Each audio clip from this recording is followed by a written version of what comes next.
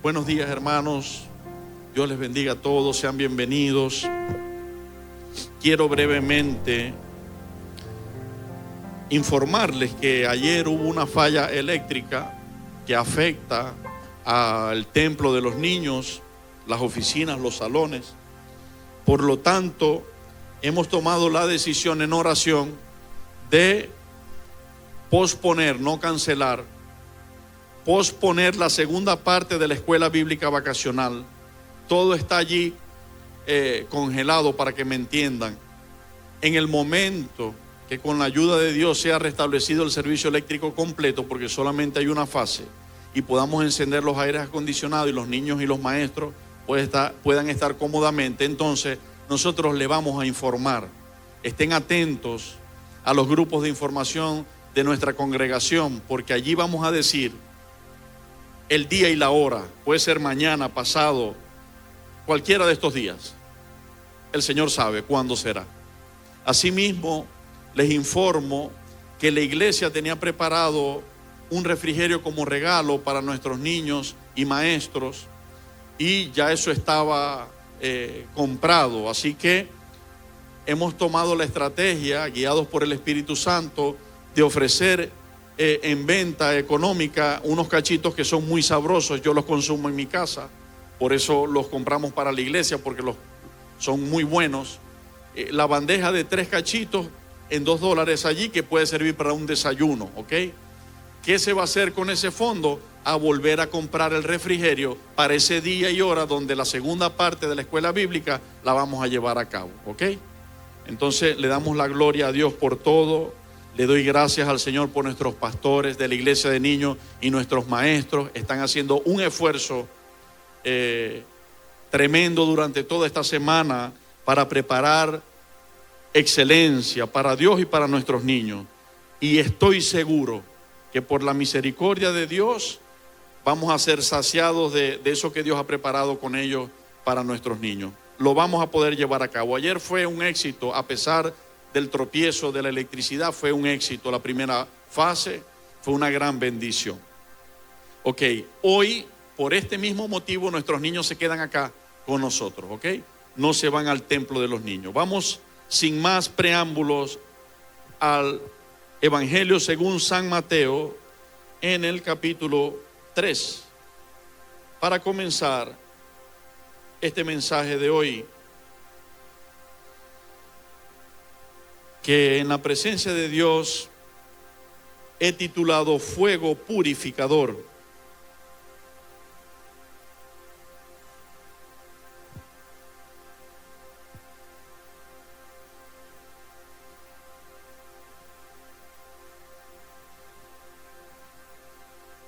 Mateo capítulo 3, y nos vamos a ubicar en el verso 11 y el 12. Reverenciamos la preciosa palabra de nuestro Dios y leemos en el nombre del Padre, del Hijo y del Espíritu Santo. Y dice así: yo a la verdad os bautizo en agua para arrepentimiento, pero el que viene tras mí, cuyo calzado yo no soy digno de llevar, es más poderoso que yo. Él os bautizará en Espíritu Santo y fuego. Su aventador está en su mano y limpiará su era y recogerá su trigo en el granero y quemará la paja en fuego que nunca se apagará. Pueden estar sentados. ¿Está por allí Fernando?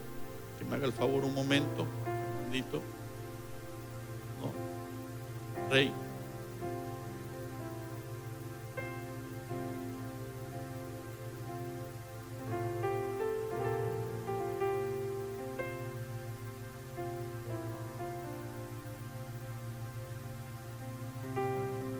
Cristo nos ha bautizado, que es lo mismo que nos ha sumergido. Lleven la idea. Nos ha bautizado es lo mismo decir que nos ha sumergido. ¿Ok? El original griego donde habla la palabra bautizarse es sumergirse. Por eso, en el bautismo se sumerge al alma creyente en el agua y se vuelve a sacar. Nos ha sumergido, nos ha bautizado en su Espíritu Santo y fuego.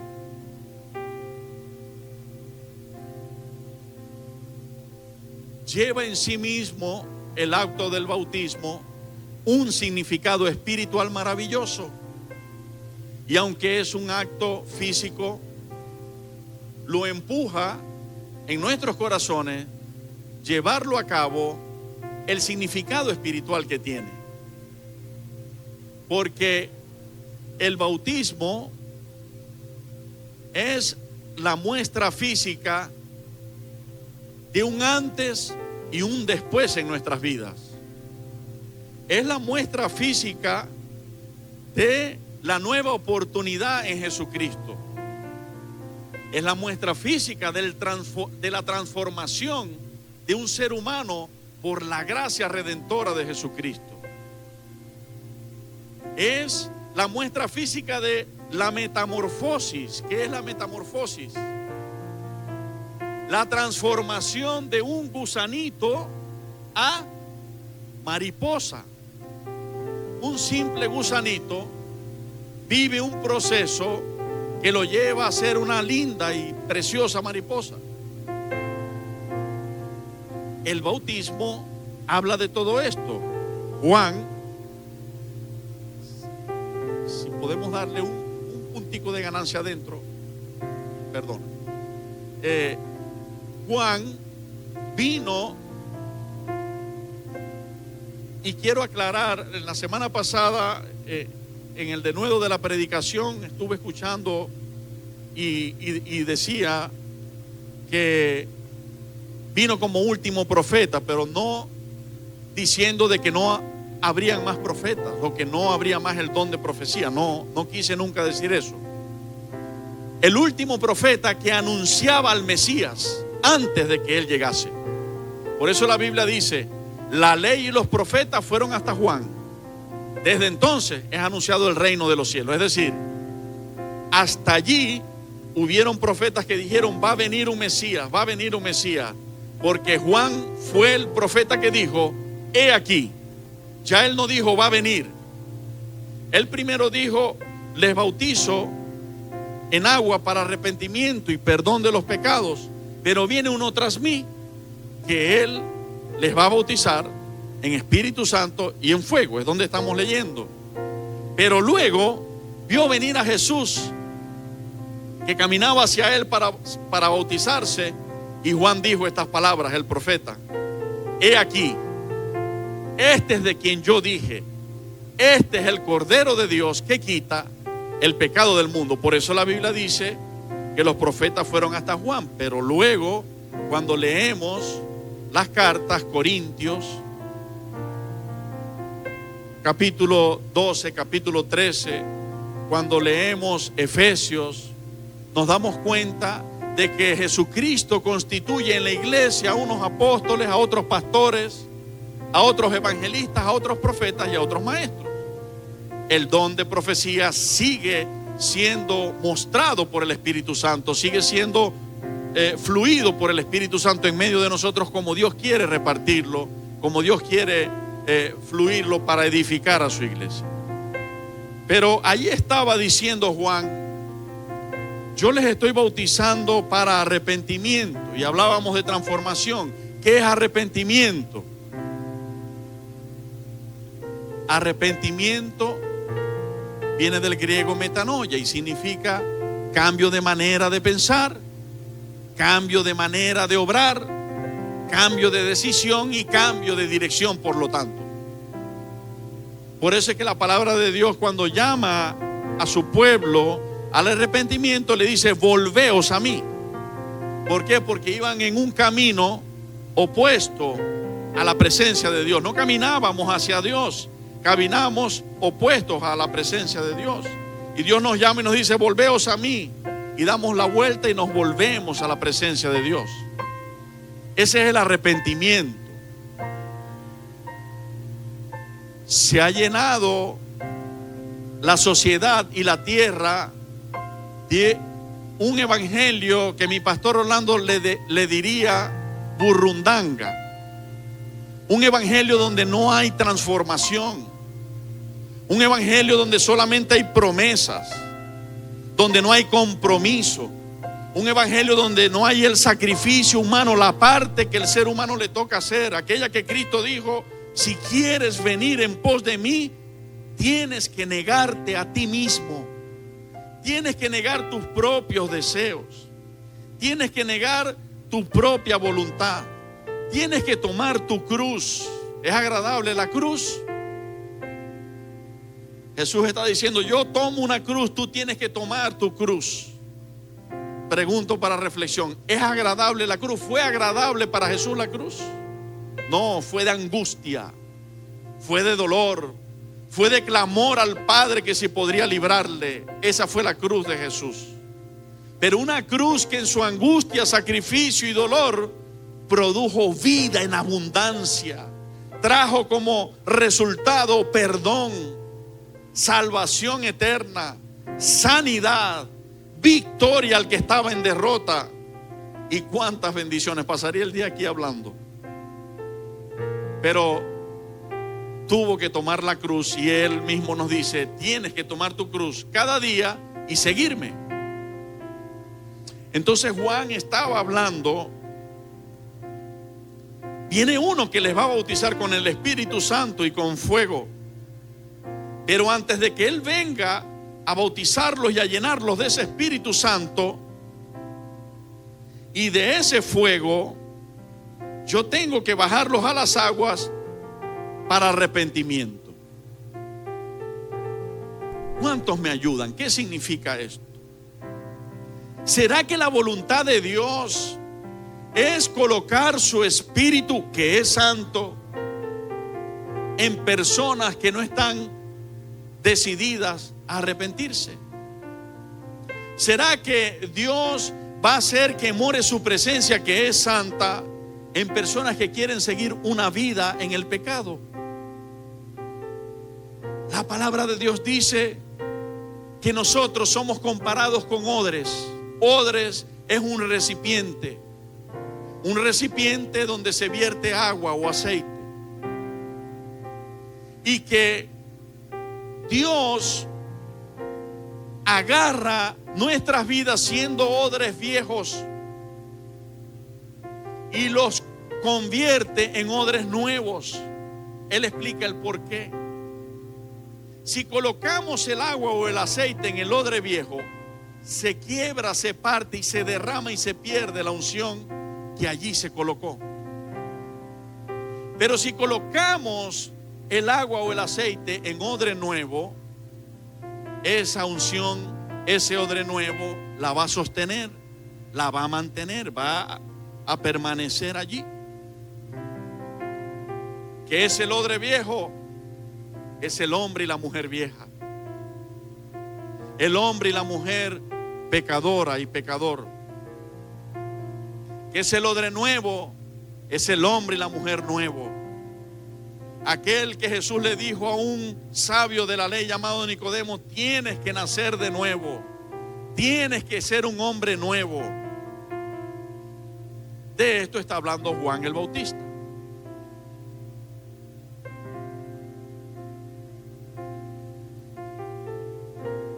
¿Qué será el fuego? ¿Sabe que con tristeza a diario veo en las redes sociales y en la sociedad una confusión tan grande con respecto a este tema tan importante, tan sublime y tan santo? Religiones evangélicas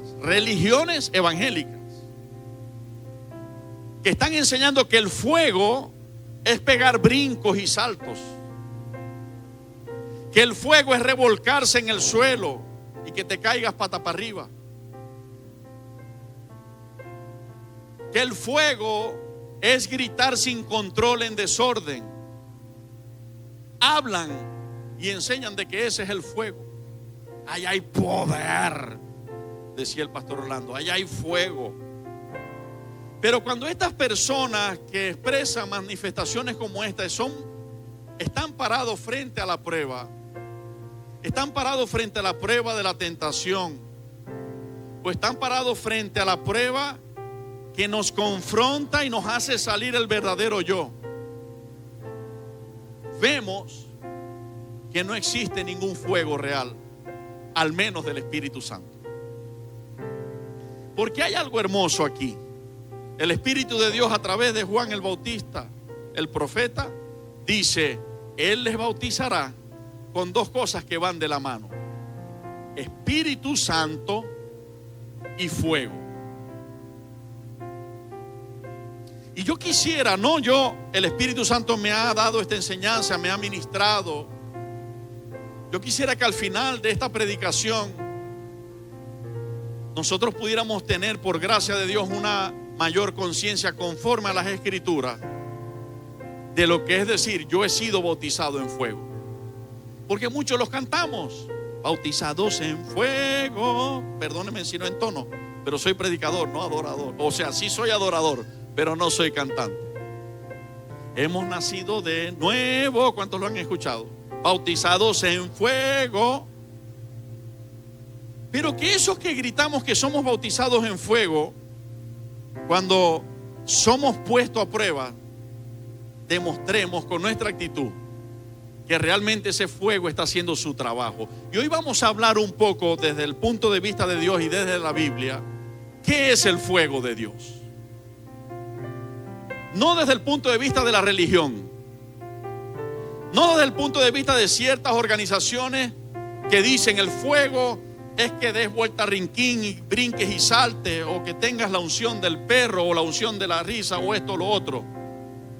Vamos a hablar desde la Biblia. ¿Qué es el fuego de Dios?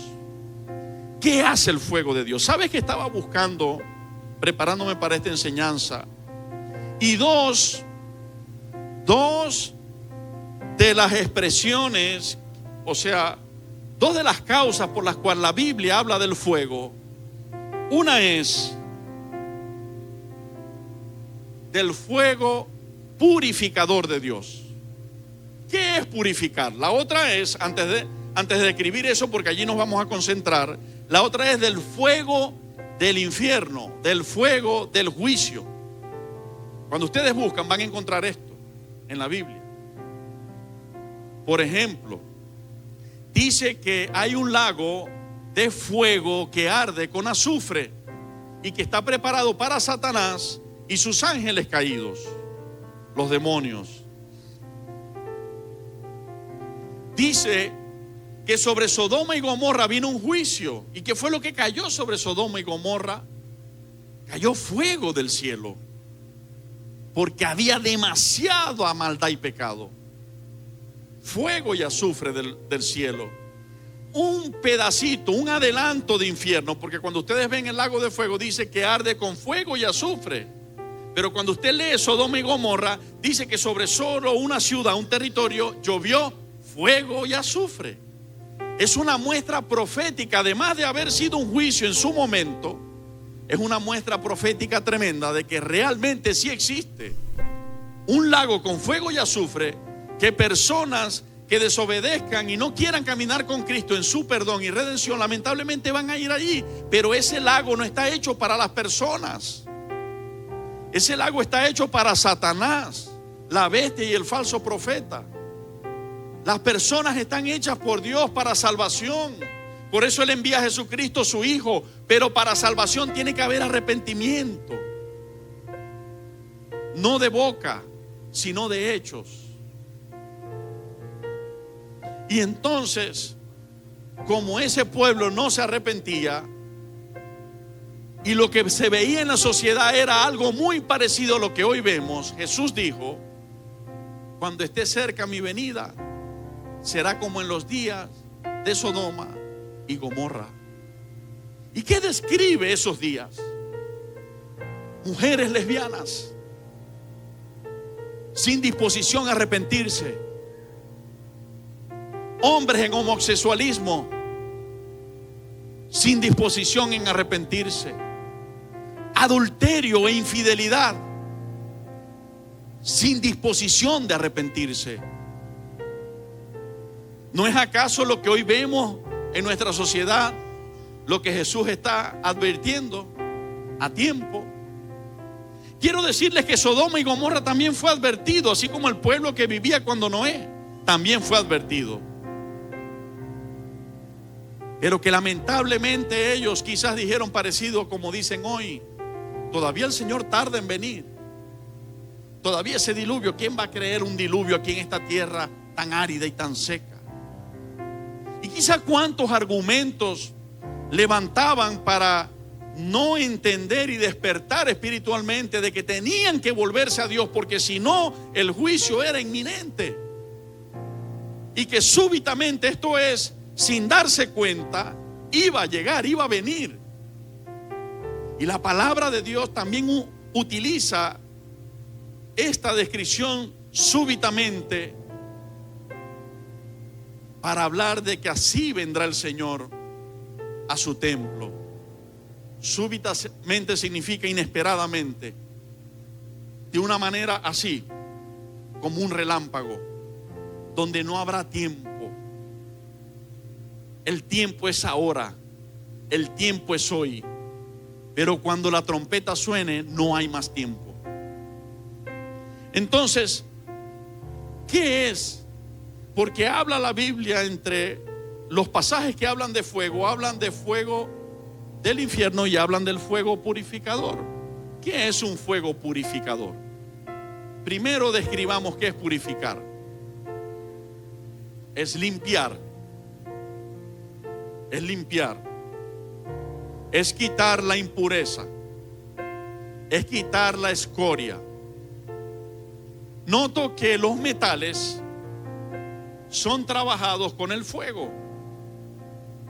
El hierro, la plata, el oro, son pasados por altas temperaturas y en el fuego son purificados. Se les quita toda impureza y vienen a ser metales con mayor valor, ya refinados, ya procesados. Y Dios utiliza el ejemplo del fuego en el oro con nuestras vidas, en la carta del apóstol Pedro. Y dice que aunque nuestra fe tenga que ser probada por el fuego, así como el oro, aunque perecedero, se prueba de esa manera, que cuando Jesucristo venga sea hallada en alabanza, gloria y honra. Entonces,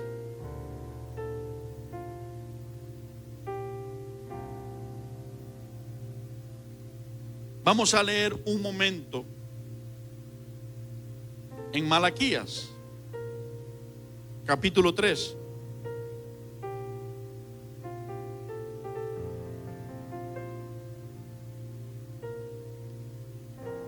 Desde el verso 1. Y dice: he aquí, yo envío mi mensajero, el cual preparará el camino delante de mí. Y vendrá súbitamente a su templo el Señor. ¿Qué es un acontecimiento súbito? ¿O qué es una muerte súbita? Repentina. Gracias, doctora. Repentino. De repente vendrá a su templo el Señor, a quien vosotros buscáis, y el ángel del pacto, a quien deseáis vosotros, he aquí viene, ha dicho Jehová de los ejércitos. ¿Y quién podrá soportar el tiempo de su venida? ¿O quién podrá estar en pie cuando Él se manifieste? Porque Él es como fuego purificador y como jabón de lavadores. Y se sentará para afinar y limpiar la plata, porque limpiará a los hijos de Leví Los afinará como a oro y como a plata, y traerán a Jehová ofrenda en justicia. Y será grata a Jehová la ofrenda de Judá y de Jerusalén, como en los días pasados y como en los años antiguos. Por un momento yo quisiera que miraras conmigo la última parte del verso 2, que habla de Él cuando Él viene. Y dice, porque Él es como fuego purificador. ¿Cómo es el Señor? Y como jabón de lavadores. Se lava la ropa manchada y con el jabón se trabaja para quitarle la mancha y dejarla de nuevo pulcra. ¿Verdad que sí? Y se sentará para afinar y limpiar la plata, porque limpiará a los hijos de Leví. ¿Qué hace el fuego purificador de Dios? Afina y limpia. Dile al que está a tu lado, afina y limpia. Dile, no seguimos iguales, sino que Él nos limpia.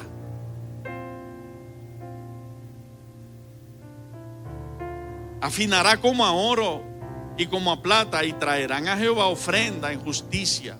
¿Sabe que el proverbio dice que la ofrenda del pecador que trae a Dios le desagrada? Pero que la ofrenda del hombre y la mujer santificada, justificada por Cristo, entonces es hecha justa o es hecho justo. No porque seamos perfectos, sino porque estamos en camino a la perfección, porque hemos puesto nuestra confianza en Cristo. Dice, esa ofrenda es grata a Jehová. En la hermosura de la santidad, allí a Dios le agradan las cosas. Por eso dice, y será grata a Jehová la ofrenda de Judá y de Jerusalén, como en los días pasados y como en los días antiguos. Años.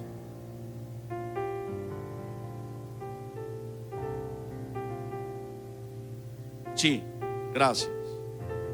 Como en los años antiguos. Entonces pregunto para seguir al siguiente punto. El fuego de Dios es empezar a brincar por todos lados y caerse en el piso y dar vuelta al rinquín y saltar para arriba y para abajo. ¿Es este el fuego de Dios? Según la verdad, según la palabra de Dios, ¿es este el fuego de Dios? ¿O qué es el fuego de Dios?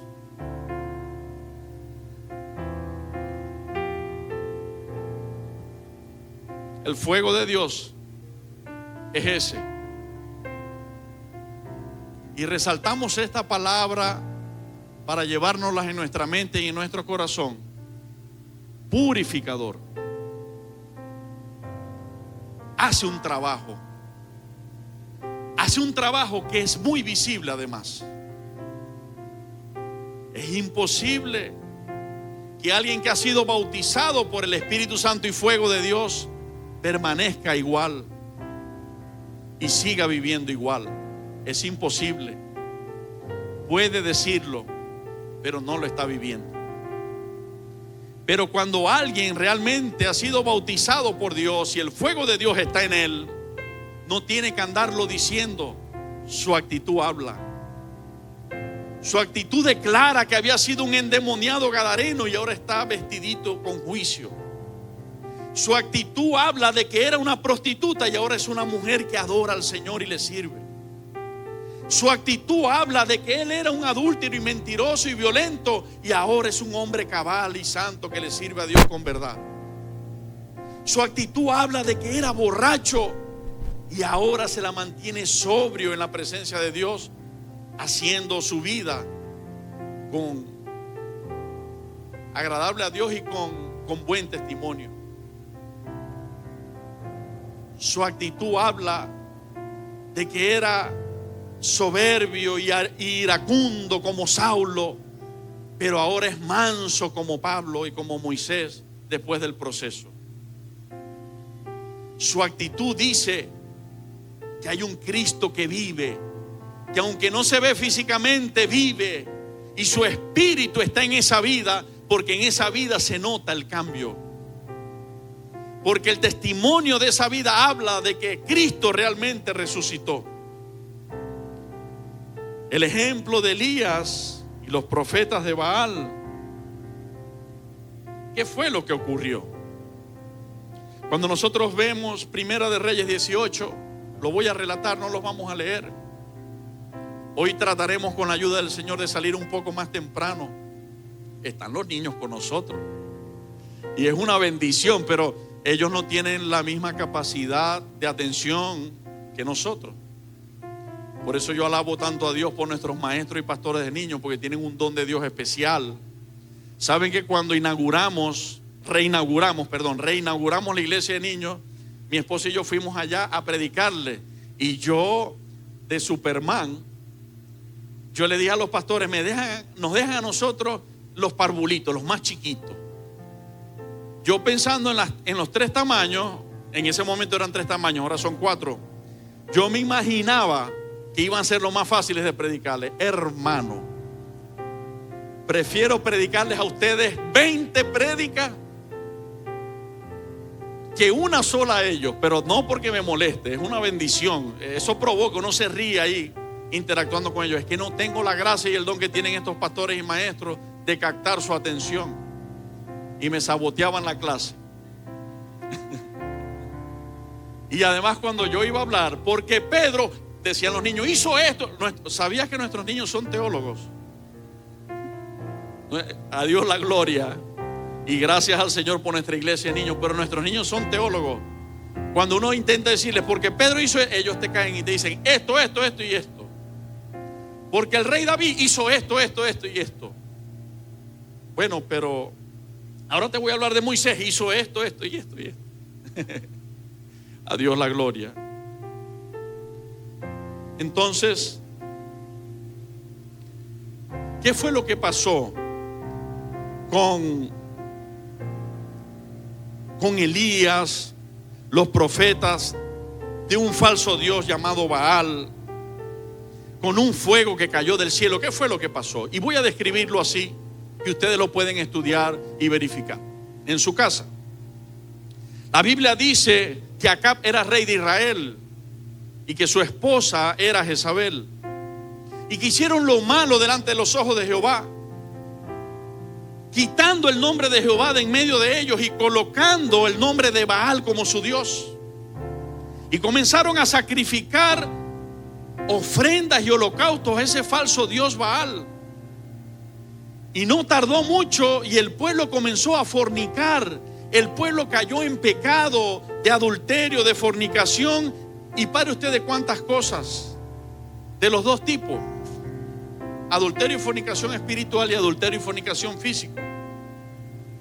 El juicio no se tardó en venir, y por el pecado de ese pueblo, Dios habló a su profeta Elías y le dijo: diles y ora que no va a haber lluvia por causa de su pecado. Elías ora y transcurren 3 años y más sin caer gota de agua. La sequedad y la hambruna se notaba, era muy evidente. Estaban en una completa desidia, miseria y derrota. Dios le habla al profeta Elías que rete a los falsos profetas de Baal, que los rete y los lleva a un lugar de encuentro. Los manda a convocar y le dice: vamos a levantar un altar y ustedes van a clamar a ese Dios que ustedes le sirven, y yo voy a clamar al Dios que yo le sirvo. Y esta fue la palabra que el Espíritu de Jehová puso en el profeta, y él en obediencia dijo: el Dios que haga descender fuego del cielo sobre el altar, ese es el Dios verdadero. Y así lo hicieron. Prepararon el altar. Elías le dio la ventaja a ellos y les dijo: clamen primero a su Dios. Y comenzaron desde la mañana con sus holocaustos a clamar a sus ídolos y a sus demonios. Y la Biblia dice que nada ocurría y que estos hombres, en su frenesí ciego y miserable, se cortaban la piel, derramaban su propia sangre. Como yo lo veo como queriendo decir, no solamente te ofrecemos animales de sacrificio, nuestra propia vida en sacrificio. Porque dice que se cortaban, se sajaban y derramaban su sangre y clamaban. Y Elías, tranquilo, confiado en el Dios que él conocía, les decía: clamen más duro, debe ser que está ocupado y no les escucha. Pero así pasó hasta después del mediodía. Y cuando ya desfallecían los falsos profetas y se cansaron, Elías dijo: ahora es mi turno. Y una de las cosas que hizo el profeta inmediatamente fue mandar a traer cántaros de agua. El agua es enemiga del fuego cuando Dios no está. Cuando Dios está, lo imposible se hace posible. Repito, y llévalo a tu vida, porque hoy hay muchos imposibles en tu vida y en la mía. Hoy hay muchas cosas que para nuestro sueldo es imposible, que para nuestra capacidad es imposible, que para nuestra fuerza es imposible. Pero cuando los hijos de Dios están con Él, lo que es imposible para nosotros los hombres se hace posible para Dios. Y el profeta mandó a que a la zanja que estaba alrededor del altar se le derramasen cubetas de agua y aquello se empapara de agua por todos lados. La leña, que era la que debía estar seca para que produjera buen fuego, la mandó a bañar en agua, literalmente. La madera mojada no prende, hermano. Yo soy testigo de eso. Yo lo he practicado, yo lo he hecho.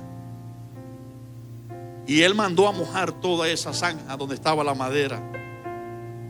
Y después que lo hizo, levantó sus ojos al cielo y dijo: Jehová, Dios de Abraham, Dios de Isaac y Dios de Israel, manda fuego del cielo y demuéstrale que tú eres el Dios verdadero. Y la Biblia dice que fuego del cielo descendió y que las llamas lamían el agua.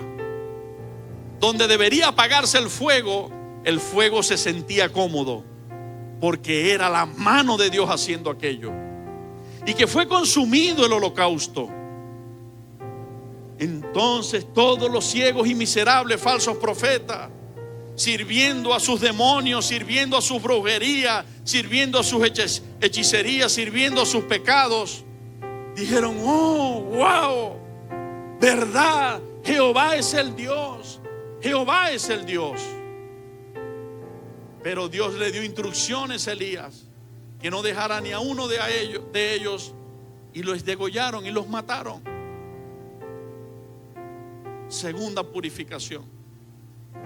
Primero, el fuego lamió el agua y consumió el holocausto. Segundo, el fuego que descendió trajo como consecuencia quitar de en medio el ejército demoníaco que estaba trayendo la miseria a aquel pueblo, porque esos eran sus falsos dioses, el demonio, el diablo y sus demonios. Recuerdo palabras del rey Acab, cuando Elías se acerca a él, descarado le dice: el rey Acab, que es por causa de quien ha venido toda esa miseria, le dice al profeta Elías: ¿eres tú el que turba a Israel? En pocas palabras, tú eres el culpable de lo que nos está pasando. Y Elías le dijo: no, yo no soy. Eso hace el diablo. El diablo hace él la maldad, hace él la cizaña y luego señala a sus santos, a los que no tienen que ver con el asunto. Pero allí se demostró. Entonces quitaron los ídolos, destruyeron los altares. Entonces Jehová volvió a hablar a Elías y le dijo: ve y diles que una gran lluvia viene ¿Cuándo le dice Dios que venga la lluvia? Cuando estaban ellos comulgando con esa idolatría, o cuando la idolatría acababa de ser borrada por el fuego y quitada. A ver, ¿cuántos van conmigo? ¿Cuánto vino la lluvia?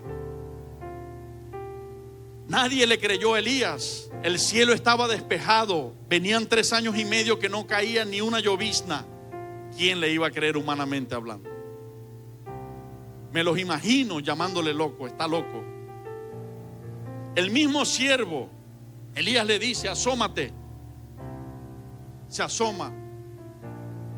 Asómate porque una lluvia viene. Y se asoma y le dice: Señor, no veo nada. No veo ninguna lluvia. Asómate otra vez. Y yo te voy a decir unas cosas. Cuando Dios te haya prometido que el cielo lo va a hacer llover para bendecirte, y tú mires el cielo, esas son tus situaciones y las mías, y tú mires esas situaciones y se vea como el cielo de ese día de Elías, despejado. Señor, miro la situación y yo no veo lo que me has prometido. No veo lo que me has prometido. Yo te voy a decir: insiste. Porque a la tercera vez que el siervo de Elías bajó, no es que vio nublado el cielo, pero lejos vio una nubecita chiquita, como de la mano de un hombre, del tamaño de la mano de un hombre. Entonces Elías le dijo: ve a decirles que se preparen, que preparen sus carros, que desciendan porque una lluvia grande viene. Y sin tardarse, el Señor cumplía su promesa y su palabra, lo que le había ministrado, y la lluvia vino sobre el pueblo de nuevo. ¿Por qué vino la lluvia? Porque el fuego purificador había pasado. ¿Cuántos van conmigo? ¿Por qué vino la lluvia de Dios otra vez que se había ido? ¿Por qué vino la bendición de Dios otra vez que se había detenido? ¿Por qué vino otra vez la provisión de Dios que se había parado? ¿Por qué vino otra vez? Porque el fuego purificador había pasado. El fuego de Dios había pasado por aquella tierra y había quitado los demonios y había quitado el pecado. Entonces había abierto el camino para que Dios volviera a bendecir, que era lo que Él siempre había querido hacer. El buen testimonio. Este es el punto más importante de esta enseñanza, después de haber comprendido lo que acabamos de hablar. Y escribí lo siguiente que el Espíritu Santo me mostraba, me hablaba en lo íntimo. En tu vida y en la mía, el buen testimonio, escucha bien, iglesia, porque creo que estas palabras no son mías, sino del Espíritu Santo. En tu vida y en la mía, el buen testimonio es tan poderoso como la resurrección. Quizás ahora mismo no lo entiendas, quizás luego de que comparta contigo un poco más lo vas a entender. En tu vida y en la mía, el buen testimonio es tan poderoso como la resurrección de Jesucristo. Tu buen testimonio hoy es lo que da pruebas de que Cristo murió por nuestros pecados y resucitó. El Espíritu Santo me decía directo, claramente esto. Y me decía el Señor: hoy no me van a ver moviendo la piedra y saliendo de la tumba, porque fue hace 2024 años. Hoy no me van a ver físicamente presentándomele resucitado dentro de sus lugares con las puertas cerradas. Hoy tengo otra manera y otro plan de hablarle a tu familia y a la sociedad de que yo vivo, de que yo soy un Dios que perdona, de que Dios soy un Dios que redime, que borra el pecado y que restaura. Y esa manera es tu vida y tu conducta. Esa manera es tu testimonio y tu manera de llevar la vida. Cuando la gente vea el muchacho rebelde que tú eras y lo extraviado que estabas, y que ahora eres un cabal predicador de la palabra de Dios, cuando la gente vea que eras la mujer mentirosa, iracunda, y ahora eres afable y apacible. Cuando la gente vea que eras alborotador y alborotadora y ahora eres un siervo y una sierva de Dios. Cuando la gente vea que eras mentiroso, que eras mentirosa, pero que ahora hablas con verdad. Cuando la gente vea que robabas y ahora no robas.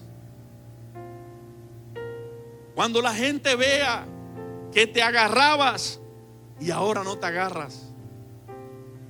Cuando la gente vea eso y más, entenderá que yo he resucitado borrando el pecado del ser humano, que morí en la cruz para clavar ese pecado, que me sepultaron por ese pecado, pero que al tercer día el Padre me levantó de la tumba. ¿Qué es el testimonio y la prueba fehaciente hoy de que Jesucristo hizo esa obra? Repito, miren la secuencia. Murió por el pecado, para clavar el pecado en la cruz. Por eso fue sepultado y al tercer día fue resucitado. ¿Qué le da valor hoy a eso? Que tú y yo hayamos nacido de nuevo. Cuando tú y yo hemos nacido de nuevo, la redención de Cristo está dando testimonio. Yo no sé cuántos lo entienden, como se lo entendí yo al Señor. Pero Él me decía, ¿quieres una prueba poderosa para esta sociedad de mi resurrección? Agárrate de mí y sé cabal. Y cuando se te ponga a prueba, permanece en santidad. Y eso le hablará a la sociedad de que yo vivo y reino, y que estoy reinando en tu corazón. Porque prefieres doblegarte ante mí y que yo sea tu Señor y te domine y te guíe en santidad, a doblegarte ante cualquier situación o prueba que te está haciendo sucumbir, que te está haciendo llamar algo que se ha convertido, tristemente lo digo, en un lenguaje muy cotidiano del cristiano: me bajé de la cruz. Me bajé de la cruz, pastor. Me hizo bajar de la cruz. A veces no es tan grave y dice, casi me bajo de la cruz. Por un poquito, casi me bajo de la cruz.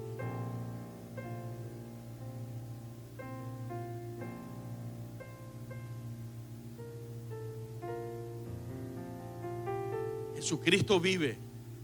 Es el mismo ayer, hoy y siempre. Jesucristo está esperando que en nuestras vidas se demuestre que valió la pena su sufrimiento. Que en nuestras vidas se demuestre que valió la pena su entrega. Cuando ustedes leen Isaías 53, después de que pasa la profecía del sacrificio, los últimos versículos hablan: verá mi siervo justo el fruto de la aflicción de su alma y quedará satisfecho. O sea, ¿qué satisface a Jesús y le dice que valió la pena haber sufrido tanto? Cuando Él ve que realmente en tu vida y en la mía se hizo la redención y que somos nuevas criaturas. ¿Cuántos lo entendemos? Tu buen testimonio y el mío es tan poderoso como el testimonio de la resurrección de Cristo.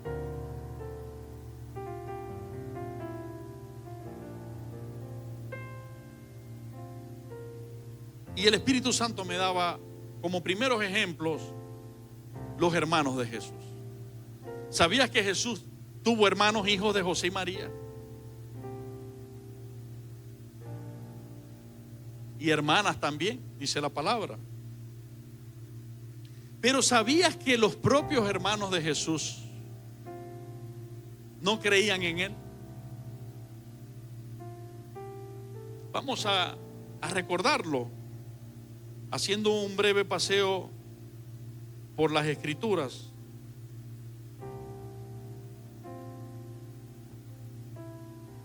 Mateo capítulo 13.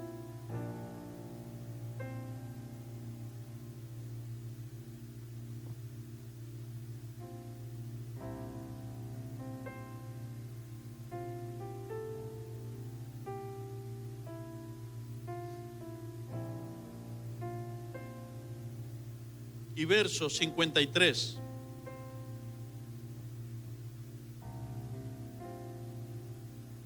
Aconteció que cuando terminó Jesús estas parábolas, se fue de allí y venido a su tierra. ¿A dónde vino? A su tierra.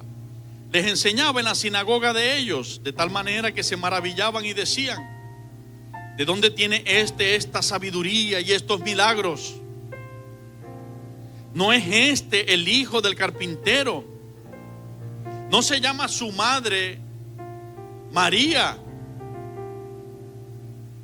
Y sus hermanos Jacobo, José, Simón y Judas. ¿No están todas sus hermanas con nosotros? ¿De dónde pues tiene todas estas cosas? Y se escandalizaban de él. Pero Jesús les dijo: no hay profeta sin honra, sino en su propia tierra y en su casa. Y no hizo allí muchos milagros a causa de la incredulidad de ellos. Tenía hermanos, tenía hermanas. Aquí no está hablando de discípulos, aquí está hablando de hermanos carnales, biológicos, que, como dice la Escritura, después que María tuvo a Jesús, entonces sí se llegó a José su marido. ¿Ok? Pero sus propios hermanos no creían en él. Porque ¿quién va a creer en nuestro hermano si nosotros? ¿Cómo va a ser el Dios? ¿Cómo va a ser el Dios si cuando se despierta la cabeza le parece una tumusa, el pelo todo despeinado así? Y cuando nos habla antes de ir al baño, tiene mal aliento. Incluso cuando va al baño, aquel olor. ¿Cómo va a ser Dios también? Porque lo que quiero describir es que en ese momento Dios era Emmanuel. Era Dios con nosotros, tomando para Él, humillándose, porque Él es Dios. Él no está a la altura de un hombre. Él se bajó hasta la altura de un hombre que es mucho más bajo que Él. Nosotros somos demasiado mucho más bajos que Él. Y Él se bajó hacia esa estatura para poder mostrar su amor a nosotros, para poder hacer ese sacrificio y ser la prenda y la garantía número uno del amor de Dios y su redención. ¿Cómo va a ser el Dios que ha crecido trabajando con nosotros en la carpintería de nuestro Padre, y cuando se martilla le duele y le pasan heridas igual que a nosotros? ¿Cómo va a ser el Dios? Por cierto, hace 2 semanas les decía que Jesucristo, yo les preguntaba, ¿para qué había venido Jesucristo? Y Jesucristo vino para hacer el sacrificio y ser nuestro Salvador y coronarse como el Rey de los Reyes y el Señor de los señores. ¿Cómo se coronó? Demostrando en condición de hombre obediencia hasta el final, dicen Filipenses. Estando en la condición de hombre, se humilló a sí mismo, enmudeció, no abrió su boca, fue obediente hasta la muerte y muerte de cruz, por lo cual Dios también lo exaltó después del sacrificio, y después de humillarse, Dios también lo exaltó, dice, y le dio un nombre que es sobre todo nombre, para que en el nombre de Jesús se doble toda rodilla. Ahora, se doble toda rodilla de los que están en el cielo, pero también de los que están en la tierra, pero también de los que están debajo de la tierra. Y toda lengua confiese que Jesucristo es el Señor. ¿Okay? Pero fíjense que Él vino para ser Salvador y Rey. Sin embargo, se estima que Jesucristo vivió solo 33 años como ser humano en la tierra, como Dios Emmanuel, Dios hecho hombre, 33 años. Los registros indican que a los 30 años aproximadamente se bautizó y 3 años duró su ministerio abiertamente hasta la crucifixión y la resurrección y ascender al Padre.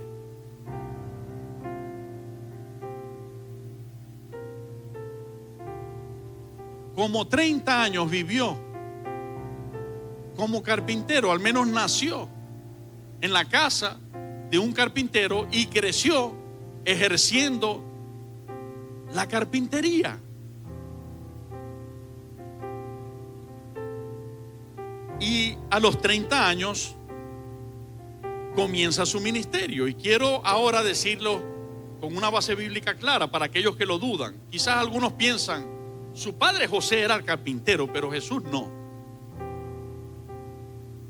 Dios te dice, sí, Jesús sí fue carpintero. Mi hijo sí fue carpintero.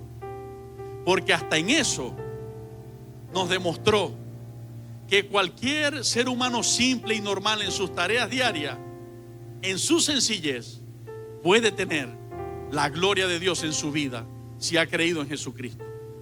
Puede tener a Jesucristo viviendo allí, al Rey de los Reyes y Señor de los Señores. Y vamos un momento a Marcos capítulo 6.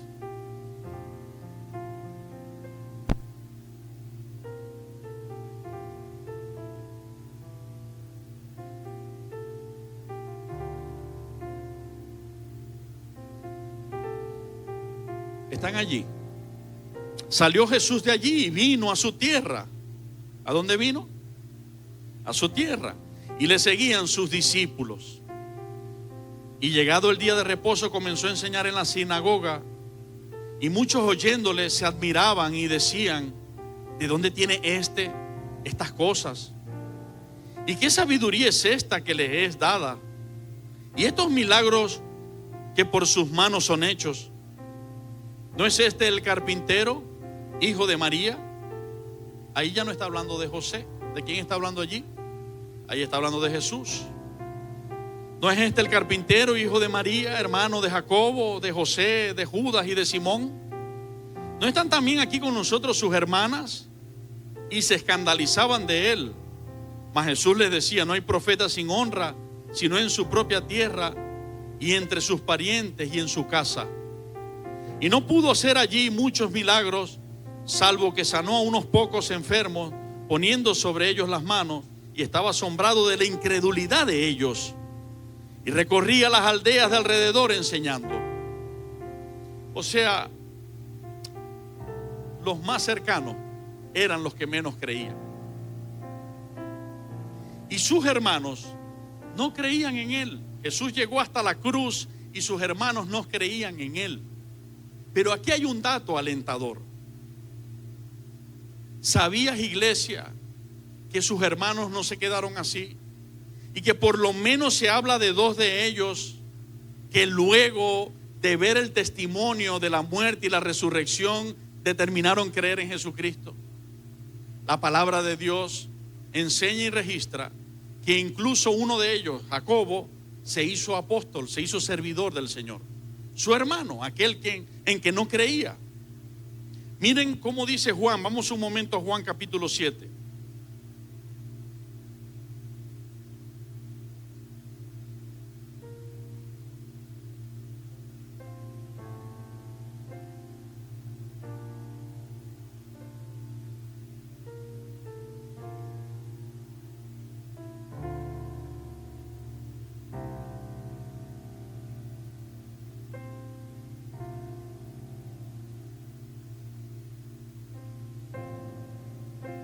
Estamos allí.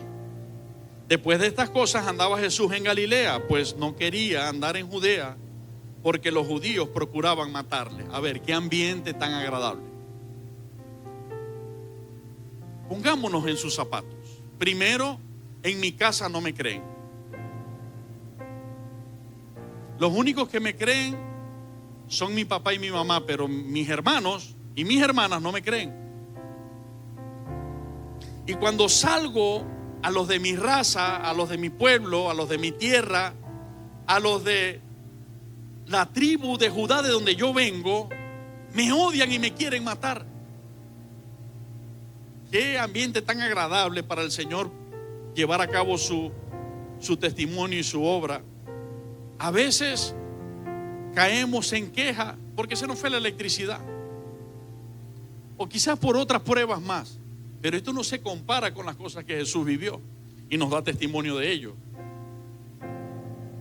porque los judíos procuraban matarle. Estaba cerca la fiesta de los judíos, la de los tabernáculos, y le dijeron sus hermanos: sal de aquí y vete a Judea. Sus hermanos sabían que en Judea querían matarlo. ¿Y están oyendo lo que dicen sus hermanos? ¿Cuántos se meten ahí en la vivencia? Más que una lectura, una vivencia. Narra lo que estaba viviendo Jesús. Imagínate que es contigo y conmigo. No me quiero imaginar que mi hermano, el pastor Gerardo, a quien tanto amo, supiera que en un sitio me quiera matar y me diga: anda, ay, ¿por qué no vais para allá? No, él oraría para que yo no fuera. Y me dijera: hermano, no vais para allá. Pero los hermanos de Jesús los estaban empujando aquí afuera, donde sabían que a él lo querían matar. Para que también tus discípulos vean las obras que haces. Porque ninguno que procura darse a conocer hace algo en secreto. Si estas cosas haces, manifiéstate al mundo. Porque ni aún sus hermanos, ¿qué dice? Porque ni aún sus hermanos creían en él. No creían. 30 años de carpintería, no creyeron. Oído de carpintería y de buen andar. No creyeron. 3 años de ministerio, resucitando muertos, sanando enfermos, devolviéndole vista a los ciegos, predicando con denuedo la palabra de Dios, y tampoco creyeron.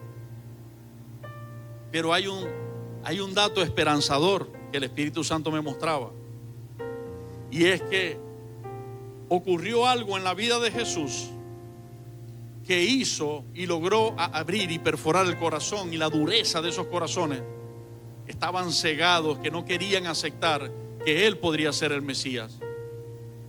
Y ese algo fue la resurrección.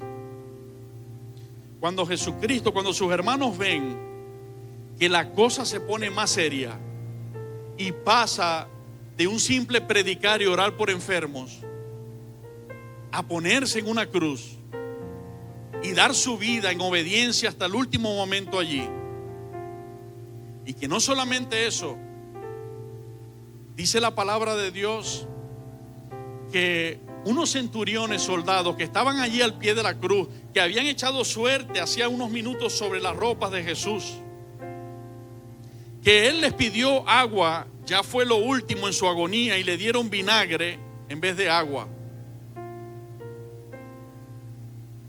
Dice la Biblia que Jesús clamó: Elí, Elí, lama sabactani, que significa: Dios mío, ¿por qué me has desamparado? Y de esa manera entregó el Espíritu y expiró. Y dice la Biblia que uno de esos centuriones, que hasta ese momento se había mostrado duro, incrédulo, no le entraban balas, como decimos los maracuchos, la Biblia dice, vio y dio gloria a Dios, diciendo verdaderamente: este era hijo de Dios. Vamos a verlo un momento. Vamos a verlo por lo menos en 2 pasajes. Ya vimos que sus propios hermanos no creían en él. Creo que no teníamos que leer más allí.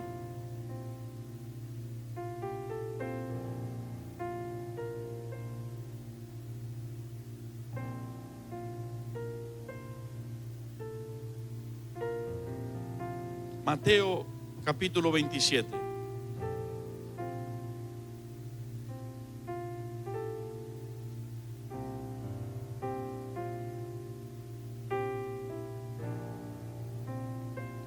Verso 32.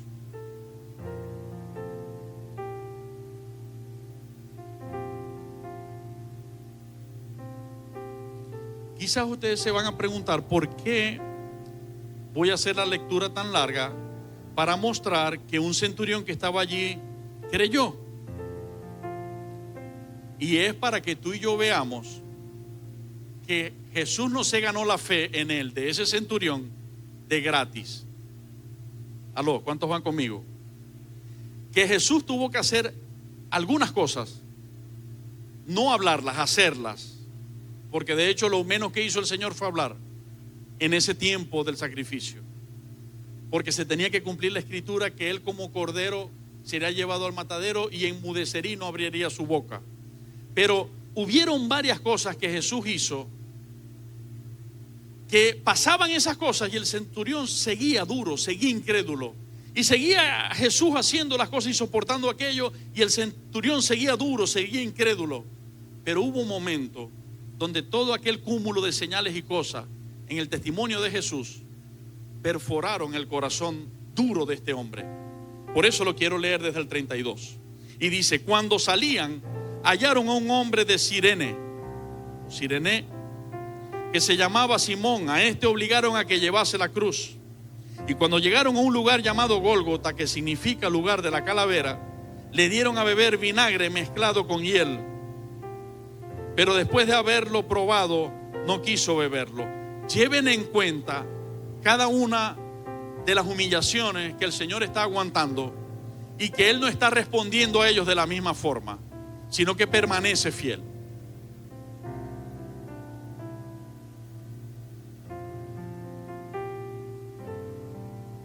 Cuando lo hubieron crucificado, repartieron entre sí sus vestidos, echando suertes para que se cumpliese lo dicho por el profeta: repartieron entre sí mis vestidos y sobre mi ropa echaron suertes. Allá está mi ropa, y la que era mi ropa la cargan otros por allí jugando con ella, cartas, suerte, apostando por ella. Y sentados le guardaban allí y pusieron sobre su cabeza su causa escrita: este es Jesús, el Rey de los judíos. Entonces crucificaron con él a dos ladrones, uno a la derecha y otro a la izquierda.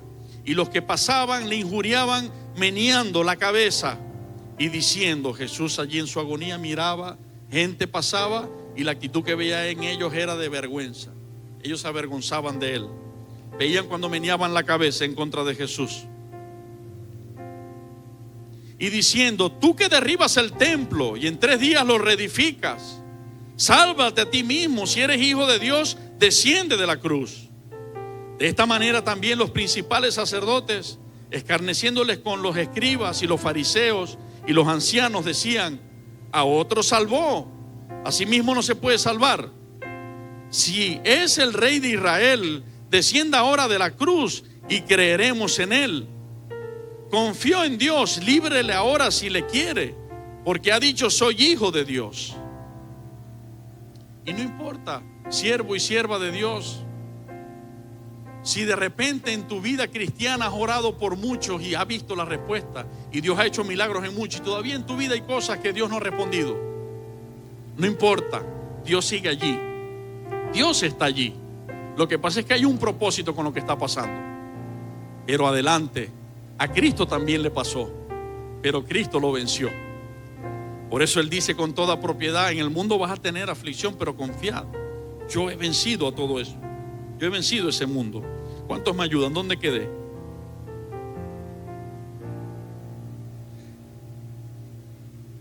Lo mismo le injuriaban también los ladrones que estaban crucificados con él. No faltaba más.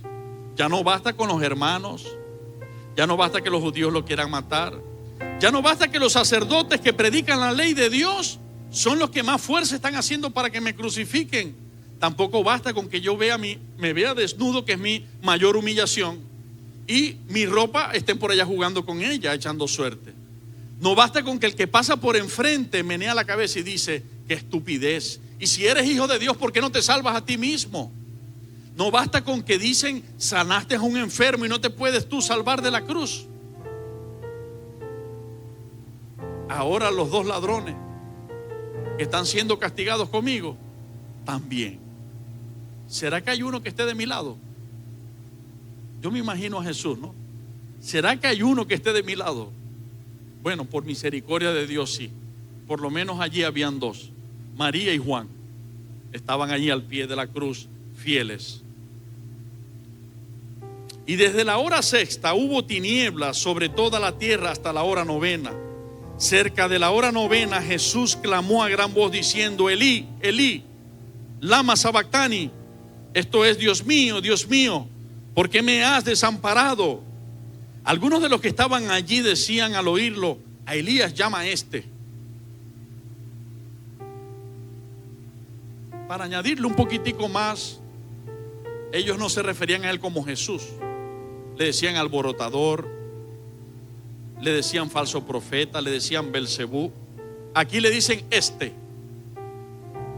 ¿Cuánto nos duele cuando alguien que nos quiere nos dice este? Cuidado cuando hables de tus hijos y se te porta mal y dices, ahí, agarra a tu hijo, ve, tu hijo, agárralo. Ese hijo tuyo también. Y en esa desobediencia también lleva un poquito de tus genes y de los míos. Pero así se sumaban todas las cosas. Allí estaba el centurión viendo. Elías llama a y al instante corriendo uno de ellos tomó una esponja y la empapó de vinagre y poniéndola en una caña le dio a beber. Pero los otros decían, deja, veamos si viene Elías a librarle. Mas Jesús, habiendo otra vez clamado a gran voz, entregó el espíritu. Y he aquí, el velo del templo se rasgó en dos, de arriba abajo, y la tierra tembló y las rocas se partieron.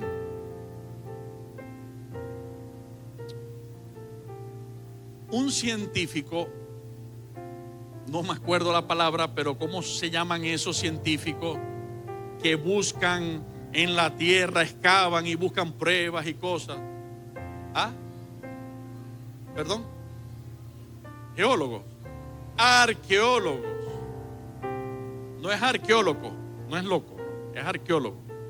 Ok, un científico arqueólogo, estudiando y indagando y estudiando y trabajando, llegó al lugar donde se estima que fue ese lugar donde estaban las tres cruces. Y es un lugar rocoso, es una colina de roca. Para los que han ido al Cabo San Román, es algo así, un poco similar. El terreno donde tú andas es una roca inmensa. Esa roca en esa colina está rajada, está quebrada. En algún momento de la historia de la humanidad se quebró. Y haciendo estudios exhaustivos logró obtener unas muestras de unas manchas, lo cual por lo que él estaba buscando le hacían sospechar algo muy tremendo. Tomó las muestras, bajó hacia el pueblo en Israel, buscó un laboratorio de calidad, les pidió que por favor le examinasen la sangre. Le dijeron que la sangre estaba seca, pero él insistió y les dijo que la examinasen. Cuando la examinaron, arrojó varias características. Por lo menos ahora recuerdo dos. Número uno, ellos le dicen de dónde trajo esta sangre y de quién es. Él le dice, bueno, de un lugar, como sea que le dijo. Esta sangre es extraña porque la sangre humana tiene, vamos a suponer, 40 cromosomas, 20 cromosomas del hombre y 20 cromosomas de la mujer. Ese es el número, doctores. 46. ¿Y cuántos son de cada uno? Ajá, gracias. 46 cromosomas, 23 del hombre y 23 de la mujer. Pero esta sangre solo tiene 23 cromosomas o 24 cromosomas, es decir, los cromosomas de la madre y un solo cromosoma más, y no todos los cromosomas del padre. Además de esto, la otra cuestión es que esta sangre está viva. Entonces, cuando le dijeron aquello, él le dijo a esos judíos, esa sangre es de vuestro Mesías, a quien vosotros crucificasteis, de allá tomé la muestra. Esa es la sangre de Jesús, el Rey Salvador, el Mesías. Hay pruebas como esas, muchos más, pero en este momento era el testimonio. Allí dice la Biblia que hubo un terremoto, el velo del templo se rasgó, en dos de arriba a abajo. Las rocas se partieron y se abrieron los sepulcros, y muchos cuerpos de santos que habían dormido se levantaron, y saliendo de los sepulcros después de la resurrección de él, vinieron a la santa ciudad y aparecieron muchos.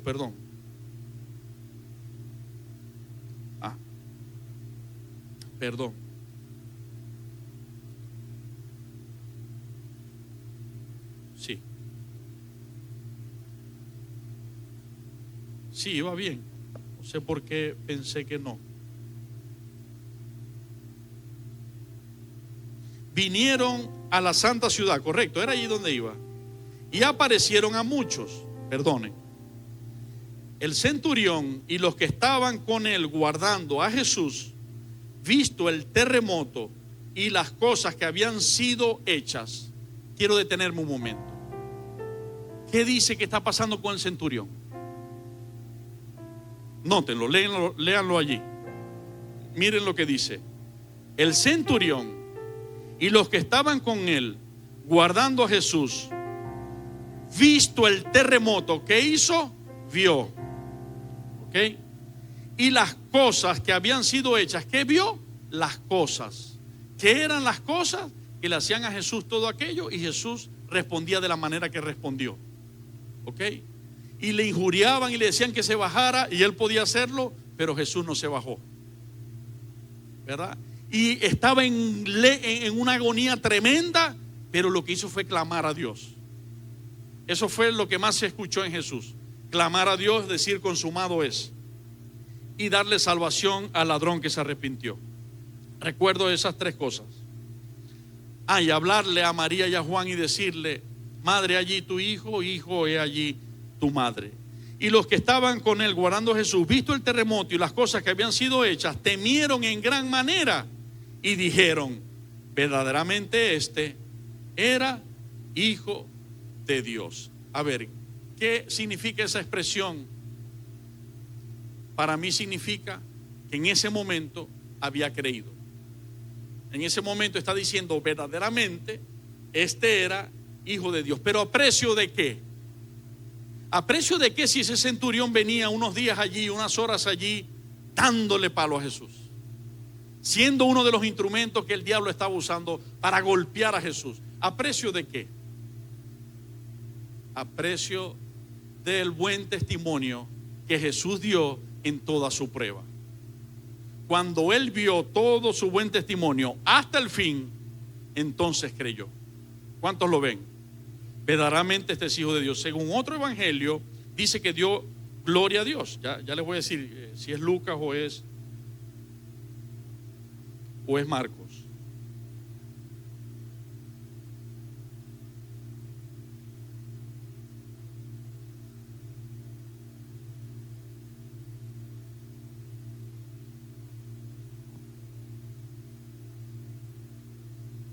Bueno, está en el de Lucas o Marcos, pero no apunté la cita y no recuerdo el versículo exactamente. Es Lucas 23, puede ser.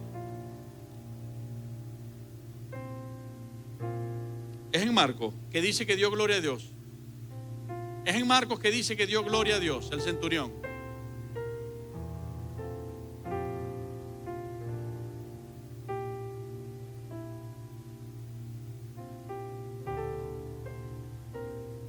Aquí está. Lucas 23, 47. Cuando el centurión vio lo que había acontecido, dio gloria a Dios, diciendo: verdaderamente este hombre era justo.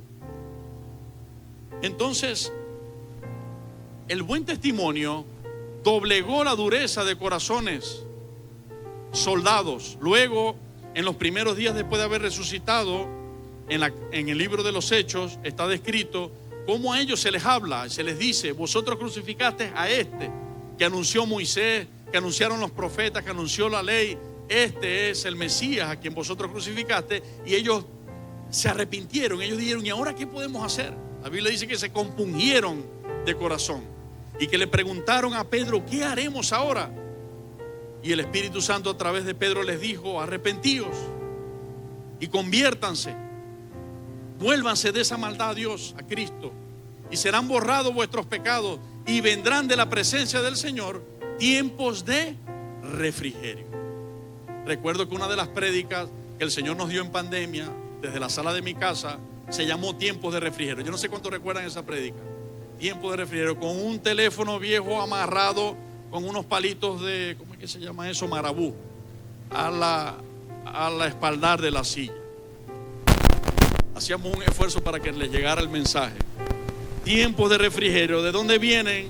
Del arrepentimiento y del Señor habernos perdonado. Allí vienen los tiempos de refrigerio, pero lo que resaltamos es cómo la dureza del corazón de unos hombres es quebrantada por un buen testimonio. ¿Cuántos lo vimos? Ok, ahora seguimos con el asunto de los hermanos de Jesús. Ya vimos en Juan capítulo 7 que dice claramente que no creían en él sus hermanos, sus propios hermanos. No solamente no creían en él, le trataban con dureza. Vete allá, ¿por qué no te vas allá a Judea? Sabiendo que allá se lo querían comer vivo, diciéndolo en mi lenguaje, ¿no? Entonces, pero pasó algo luego del buen testimonio de Jesús durante la crucifixión y la resurrección. Algo pasó en el corazón de estos duros hombres, o en el duro corazón de estos hombres. Y vamos a ver por lo menos lo que dice Gálatas capítulo 1.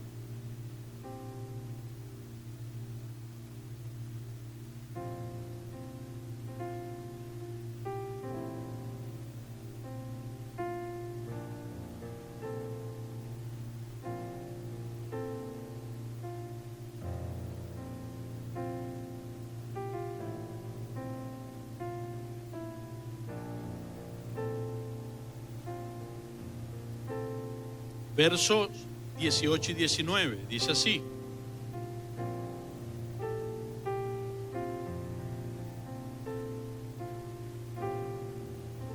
después, pasados 3 años, subí a Jerusalén para ver a Pedro y permanecí con él 15 días. Pero no vi a ningún otro de los apóstoles, sino a Jacobo, el hermano del Señor. Cuando nosotros leímos en Mateo capítulo 13 de los hermanos de Jesús, este Jacobo está entre sus hermanos. Cuando nosotros leemos en Juan capítulo 7, este Jacobo está entre sus hermanos que no creían en él. Cuando nosotros vemos la escena de la cruz, donde por costumbre judía Jesús, hermano mayor, se va de este mundo y tiene que encomendar su madre al hermano que le sigue, y sus hermanos no están allí, entonces a él no le queda de otra que entregárselo a Juan, que no era hermano consanguíneo, sino hermano en la fe. Y es cuando le dice: madre, he allí tu hijo, hijo, he allí tu madre. Y dice la Biblia: y desde aquella hora la recibió en su casa. ¿Sabe qué me dice a mí esto? Que como María, su madre, creía en él y le seguía, se ganó la indiferencia de sus hijos, se ganó el rechazo de sus hijos, de sus propios hijos, porque seguir a Jesús en algún momento de la vida nos va a traer persecución, y eso es inevitable. Y allí estaba María solita, con Juan, alguien que no era pariente de sangre, pero era pariente en la fe. A la final se cumplió el proverbio: la palabra de Dios es perfecta, que dice que hay amigos que son más unidos que un hermano.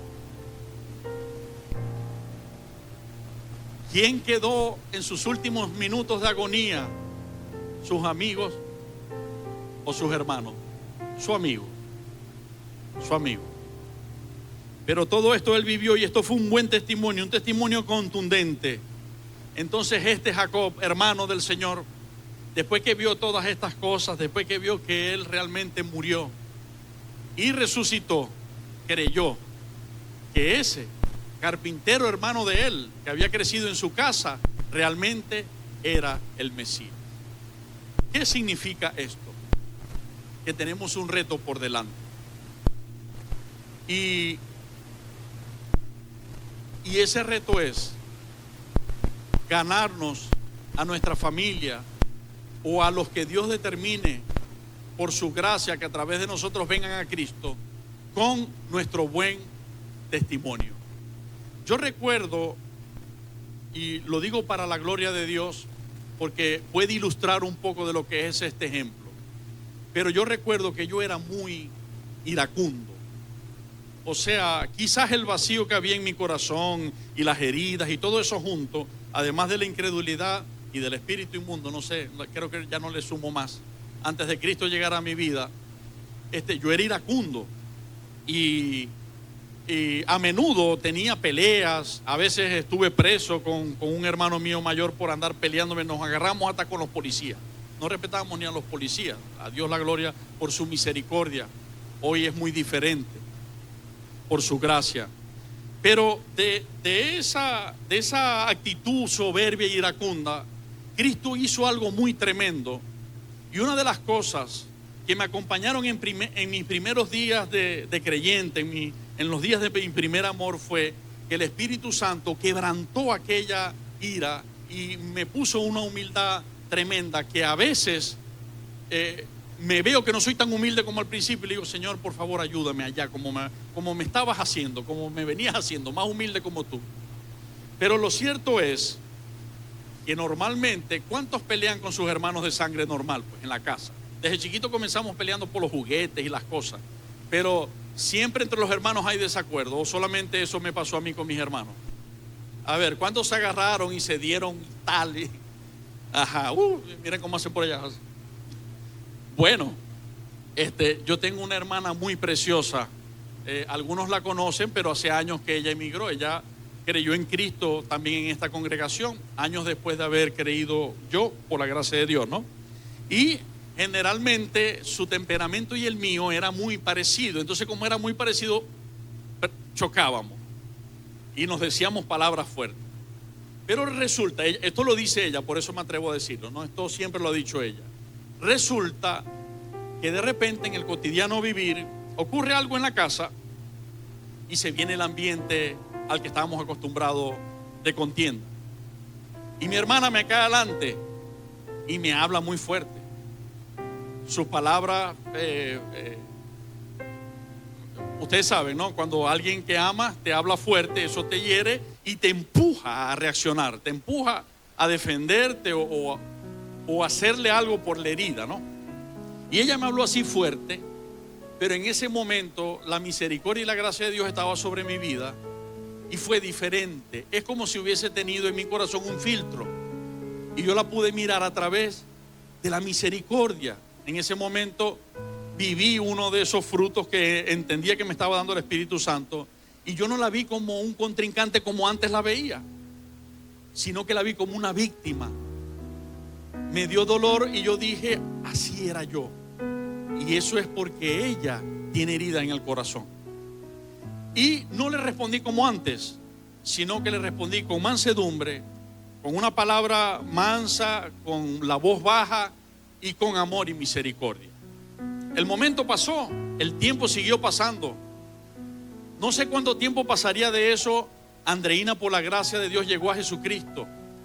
Desde entonces es una mujer de Dios, gracias al Señor, firme, con su esposo, con su hijita Dagna. Ellos hacen vida en Bogotá, su esposo David es de Bogotá. Se conocieron en un encuentro cara a cara de la iglesia Monte de Santidad. Ellos se conocieron porque venía a la iglesia David nuevo.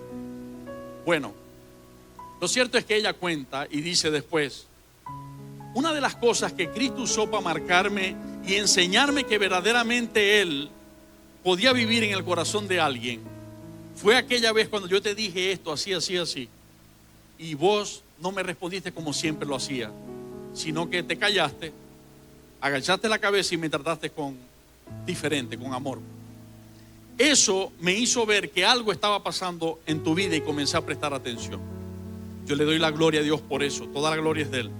Yo no voy a decir que eso convirtió a mi hermana, pero mi hermana dice que eso fue una de las cosas que Dios utilizó para llamarle la atención. ¿A qué voy?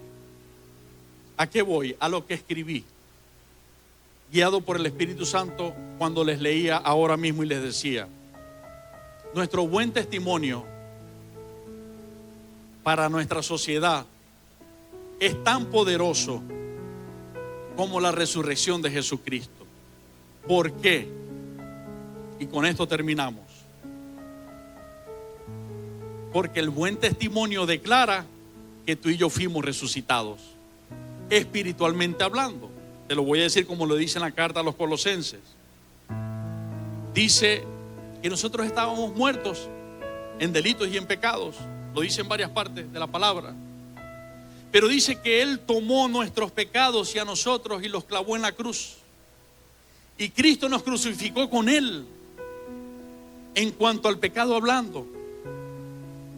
Y así como nos crucificó con Él en cuanto al pecado hablando, cuando Él resucitó, dice, nos resucitó también con Él por el Espíritu Santo. Y allí es donde ocurre el nuevo nacimiento.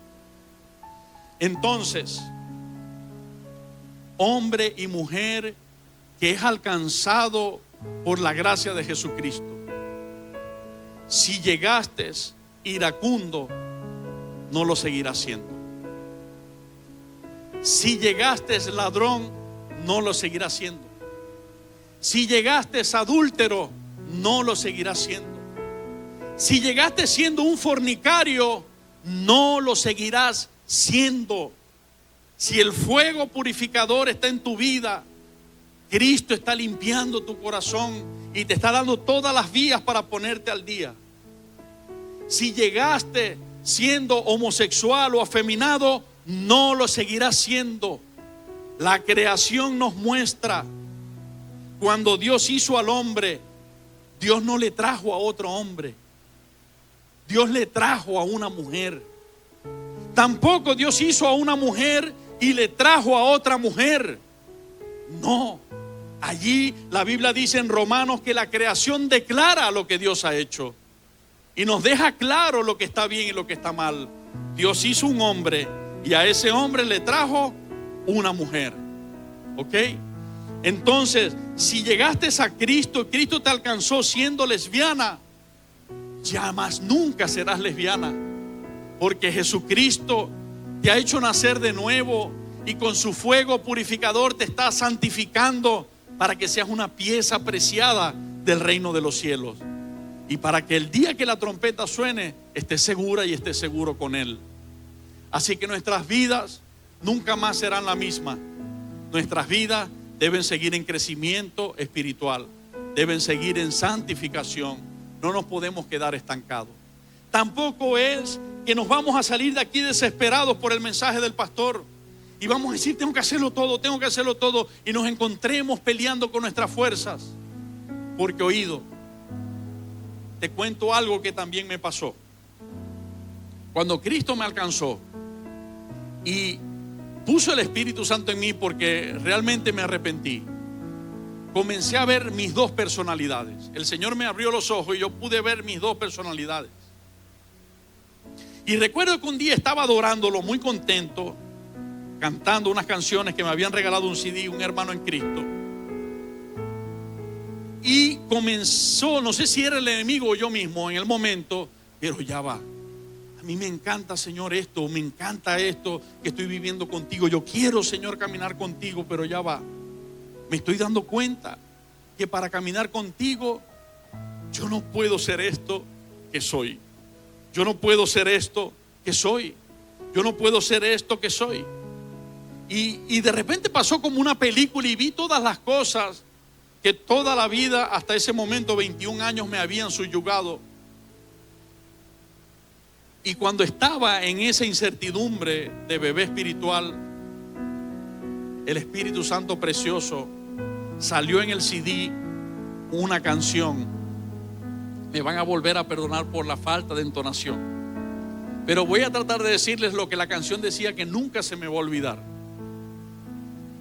Hermano, no fue ni antes ni fue después. Usted sabe, porque yo sé que Dios ha tratado con su vida y ha hecho detalles que en un momento usted dice, y puede ser que no fue fuego del cielo, pero el detalle, por la manera, por lo que usted estaba pensando, por lo que usted estaba orando, qué sé yo, le dice usted, que el Señor estaba allí, claramente, y que el Señor le estaba viendo y que el Señor le estaba hablando.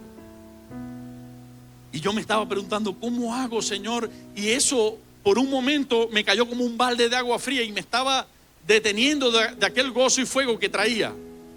Y apareció esa canción que decía: no tengo miedo seguir. Jesús ha prometido conmigo ir. Las cosas que antes no podía yo vencer, las enfrento y las venzo porque ahora estoy en Él. Y decía, esa fuerza no vendrá de mí. Bajará del cielo un poder supremo que me hará decir, no tengo miedo seguir. Jesús ha prometido conmigo ir. Ahora se las voy a decir cantada. Esa fuerza no vendrá de mí. Bajará del cielo un poder supremo que te hará decir, no tengo miedo seguir. Jesús ha prometido conmigo ir. Las cosas que antes no podía yo vencer, las enfrento y las venzo porque estoy en Él. Ha ocurrido un milagro más. A Dios la gloria. A ti la gloria, Señor. Gracias. Y gracias por el milagro de que la gente no se me fuera. No sé si entienden, pero la fuerza te la da Cristo.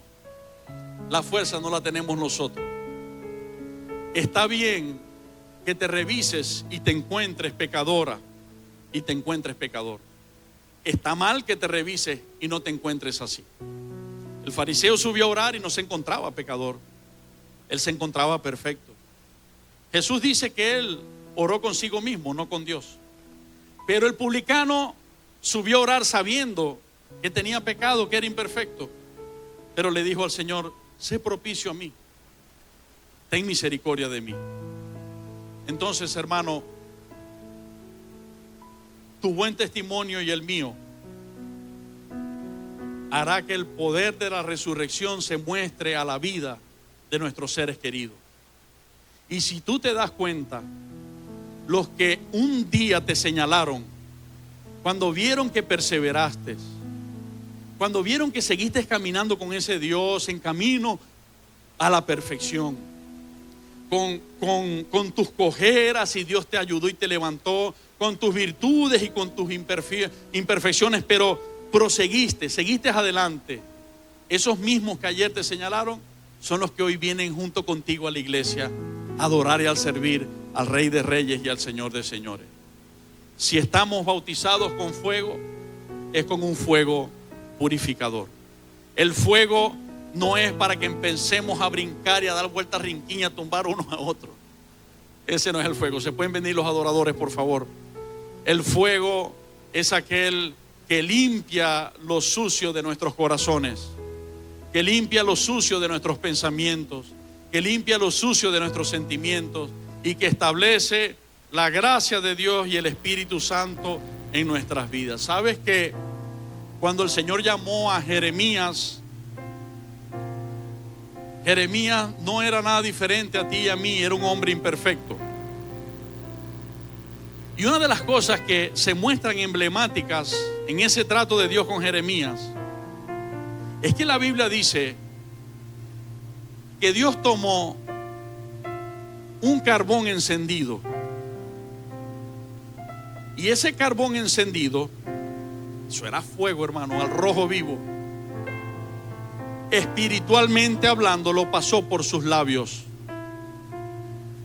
Espiritualmente hablando lo pasó por sus palabras, para que nosotros entendamos que no es la imperfección del pastor Carlos la que te está hablando, que no es la imperfección del pastor Gerardo, del pastor Jimmy, de la pastora Andrea, de José, del maestro, de la maestra. No es la imperfección de ellos, es la gracia de Dios en nuestras vidas, es el poder del Espíritu Santo en nuestras vidas, hablándonos, edificándonos, transformándonos. Así que cuando cantemos, hemos nacido de nuevo, bautizados en fuego, hagámoslos con esta conciencia, que cuando seamos probados por la molestia, no salgamos de inmediato con ira a responder con soberbia, ausencia de fuego de Dios. Pero respondí con mansedumbre al que me estaba agrediendo, presencia del fuego de Dios. ¿Cuántos entendieron? Pero vino la tentación, y ante la tentación caímos, ausencia del fuego de Dios. Pero vino la tentación, y ante la tentación nos mantuvimos firmes, presencia del fuego de Dios.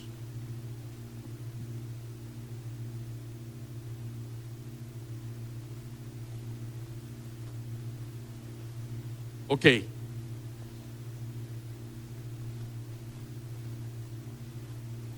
Vamos a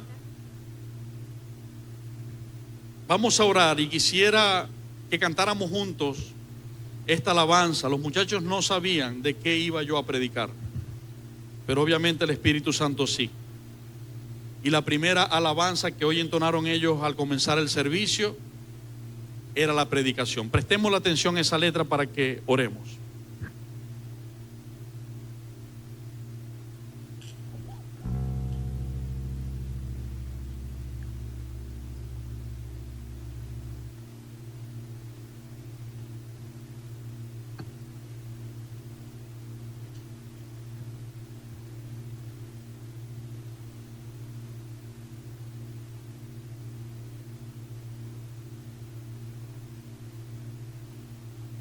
¿Hay alguien en medio de nosotros que no haya nunca recibido a Jesucristo como su Salvador y quiera hoy, con una oración, abrir su corazón a Cristo para que Cristo le perdone, le llene de su presencia y sea su Dios y su Salvador? Si hay alguien que quiera hacerlo, yo quisiera orar contigo. Puedes levantar tu mano. Ok. Ahí hay una jovencita preciosa que se levanta. Andrea. Valiente, a Dios la gloria. A Dios la gloria. Es un testimonio tremendo el de esta jovencita preciosa. Andrea, Dios preparó este momento y le vamos a contar a la iglesia, porque eso, adelante con confianza, porque eso es parte de que Jesucristo vive y reina realmente. Pero primero vamos a hacer lo más importante. Vamos a decirle a Cristo que entre en tu corazón. Pareciera que fuera algo simple, y lo es, pero no es simple lo que pasa en nosotros. La presencia de Dios va a llenar tu vida de hoy en adelante, o desde el día que lo recibiste y te arrepentiste. Vas a sentir y a darte cuenta que Él camina contigo, y ese fruto se va a ver en los demás, y los demás también van a ser alcanzados por la luz de Cristo para salvación. Repite conmigo. Hoy públicamente abro mi corazón a ti. Creo que diste tu vida por mí para borrar mis pecados y que resucitaste para librarme y darme vida eterna. Hoy te recibo como mi Señor y mi Salvador. Gracias por amarme. Amén. Padre, gracias por lo hermoso que tú eres. Gracias por la vida de Andrea. Ella es tu hija a quien tú amas de una manera muy, muy especial. Veo profecías dichas en tu palabra cumplirse en ellas. Por ejemplo, cuando tú dices: a mis ojos fuiste de gran estima y te amé, por lo cual daré hombres por tu vida. Yo entiendo que tú usarías hombres, usarías personas para salvar nuestras vidas, y es lo que he visto que has hecho en Andrea. Te pedimos, Dios, que la llenes de tu Espíritu Santo, que la sanes, que la hagas descansar en tu abrazo, que la consueles y tu amor siempre esté sobre ella, y que todo detalle en su vida esté lleno de tu presencia. Ayúdala. Solo tú conoces sus necesidades y sus luchas, pero ahora ella no está sola. Te tiene a ti, que eres el Dios grande, el Dios amoroso, el Dios todopoderoso. Abrázala y consuélala, Señor. La dejamos en tus manos, le pedimos bendición sobre ella en el nombre de Jesucristo. Amén. y amén.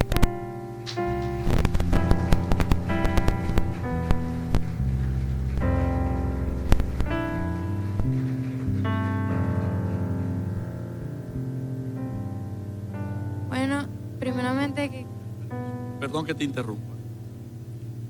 Ella le va a contar cómo Cristo llegó a su vida y llegó a la iglesia. Bueno, primeramente que Dios los bendiga a todos. Hace como ya el año pasado, yo tenía una amiga llamada María. Ella lamentablemente falleció. Ella los veía por internet, por redes sociales, desde el hospital. Ella tenía cáncer. Y yo antes de verdad que tenía una vida muy descarrilada, me portaba muy mal, era muy desobediente, hacía cosas malas, no conocía al Señor. Mucha gente me decía, pero yo no creía, porque yo decía, ¿cómo voy a creer en alguien que no veo? Alguien, o sea, si yo le hablo, él no me va a responder porque no lo veo físicamente. Y yo decía, no voy a creer en eso. Parte de mi familia también es cristiana y también me decían, pero yo no quería creer. Y escuchaba testimonios y nunca creí.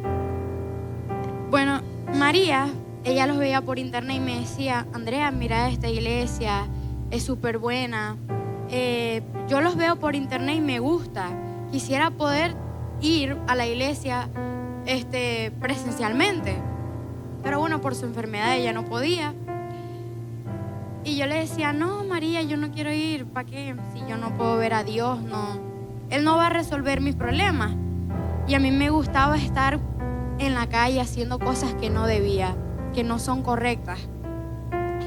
Y cuando María falleció, su mamá me dijo, María te dejó un video que ella quiere que veas. En el video ella me decía que por favor viniera a la iglesia, que el Señor tenía grandes cosas para mi vida y que Él me iba a cambiar, que me iba a ayudar a salir de tantas cosas,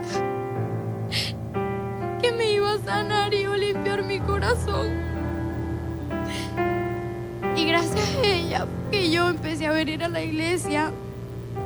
Y bueno, mi abuela también me ayudó mucho. Ella me decía, María es buena amiga, ella te ha dado consejos, ve a la iglesia. Y María me decía, no lo hagas por mí, hazlo por ti, porque el Señor me ha dicho que te va a cambiar y te va a ayudar y va a cambiar tu vida y la de tu familia.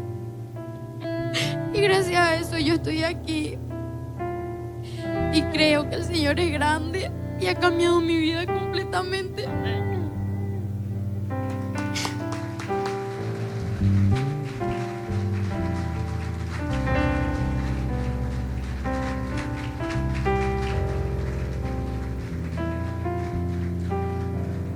Gracias, Andrea, por compartir tu testimonio. Sí entendieron, ¿verdad?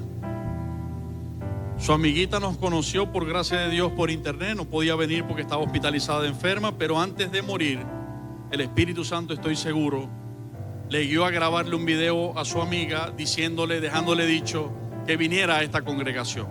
Así Andrea llegó aquí a los pies de Cristo y sabemos que Dios le ha abrazado y que un propósito hermoso veremos en su vida.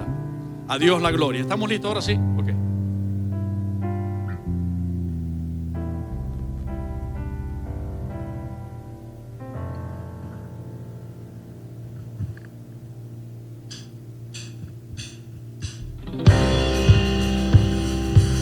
Ya falta poco para que nos vayamos a nuestros hogares. Yo le invito a que se pongan sobre sus pies y exaltemos el nombre del Señor.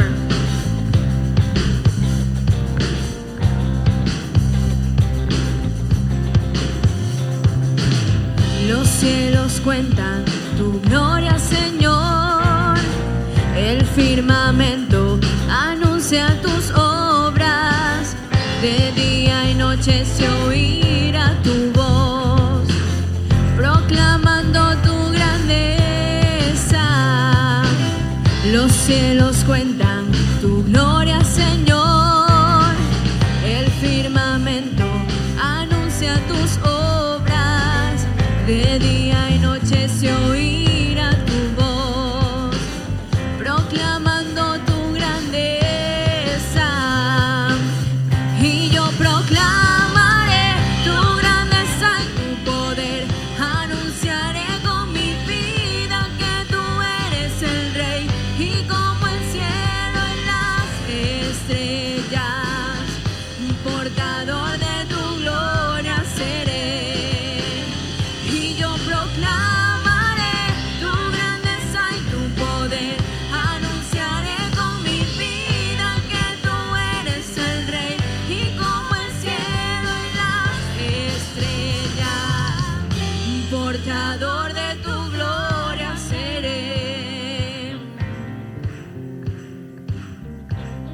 Señor, te adoramos.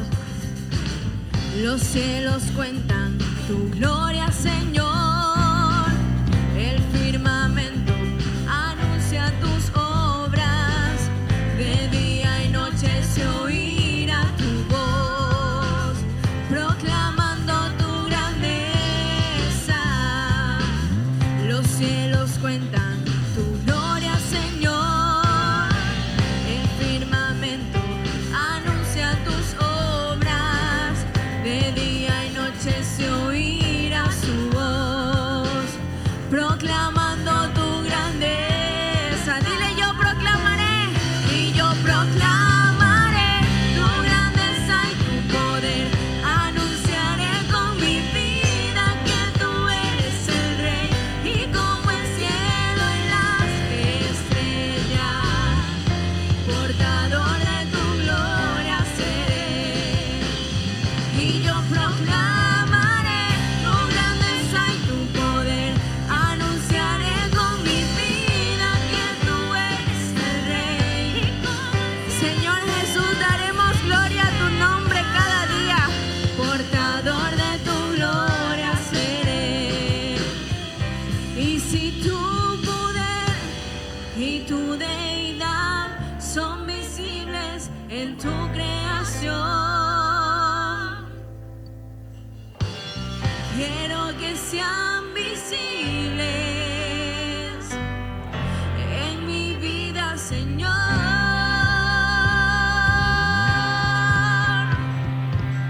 Y yo proclamaré tu grandeza y tu poder. Anunciaré con mi vida que tú eres el Rey, y como el cielo y las estrellas, anunciaremos tus buenas nuevas. Yo proclamaré, y yo proclamaré tu grandeza y tu poder. Anunciaré con mi vida que tú eres el Rey, y como el cielo y las estrellas, portador de tu gloria seré. Aleluya.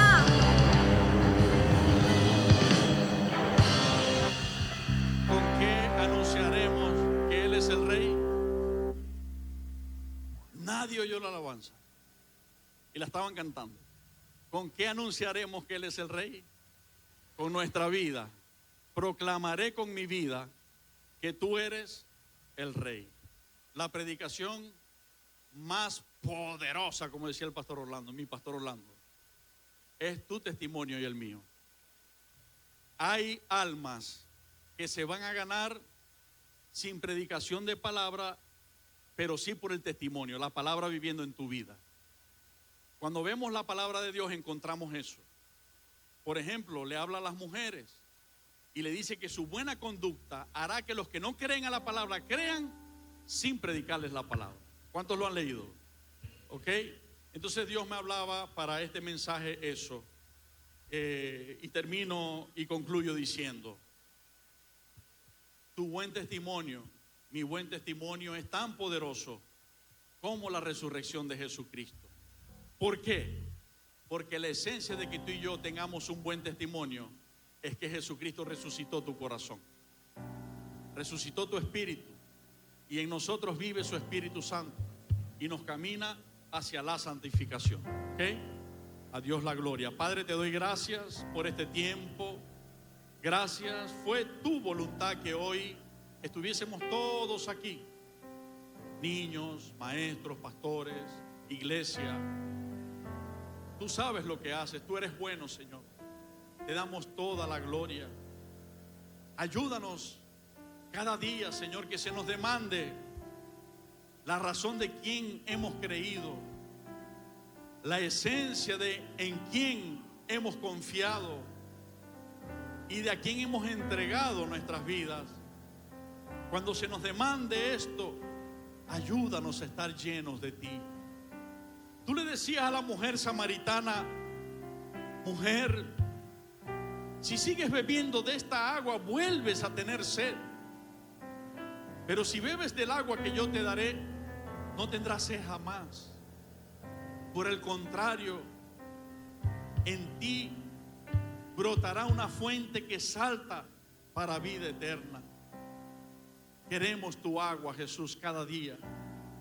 El agua de tu Espíritu Santo, que nos alivia, que nos calma en nuestras preocupaciones e incertidumbres, que nos sacia, que nos quita el desasosiego, la ansiosa inquietud, que nos sana las heridas en nuestros corazones y pensamientos, que nos lava, agua que nos lava de nuestras manchas, de las manchas que dejaron en nosotros nuestros pecados, y aún nos lava del deseo de pecar.